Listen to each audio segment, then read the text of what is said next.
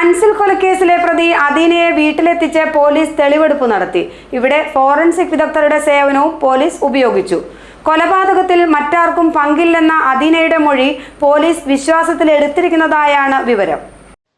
മാതിരപ്പള്ളി സ്വദേശി അൻസിലിനെ കൊലപ്പെടുത്തിയ കേസിലെ പ്രതി മാലിപ്പാറ സ്വദേശിനി അദീനയെ പോലീസ് കസ്റ്റഡിയുടെ 2ാം ദിവസമാണ് കൊലപാതകം നടപ്പാക്കിയ മാലിപ്പാറയിലെ വീട്ടിലെത്തിച്ച് തെളിവെടുപ്പ് നടത്തിയത്.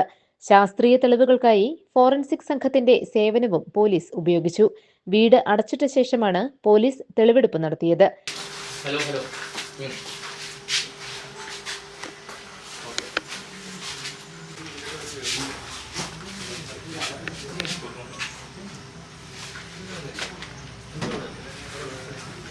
അൻസിലിന് വിഷം നൽകിയ കഴിഞ്ഞ ബുധനാഴ്ച പുലർച്ചെ നടന്ന കാര്യങ്ങൾ അദീന വിവരിച്ചു.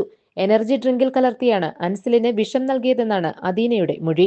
എനർജി ഡ്രിങ്കിന്റെ ബോട്ടിൽ വീടിന്റെ പരിസരത്ത് നിന്ന് പോലീസിന് ലഭിച്ചു. കൊലപാതകത്തിന് മറ്റാരുടെയും സഹായം ലഭിച്ചിട്ടില്ലെന്ന അദീനയുടെ മൊഴി പോലീസ് വിശ്വാസത്തിലെടുത്തിട്ടുണ്ട്. വീട്ടിലെ CCTVയുടെ DVR കണ്ടെടുക്കാൻ പോലീസിന് കഴിഞ്ഞില്ല. സംഭവ ദിവസം അദീന DVR ഒളിപ്പിച്ചെന്നാണ് നിഗമനം. ഇത് എവിടെയെന്ന ചോദ്യത്തിന് അദീനയിൽ നിന്ന് വ്യക്തമായ മറുപടി ലഭിച്ചിട്ടില്ല.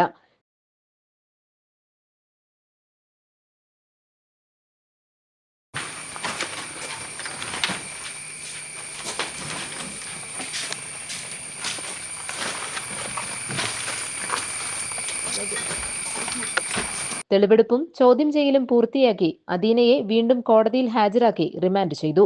GTV news, Kothamangalam.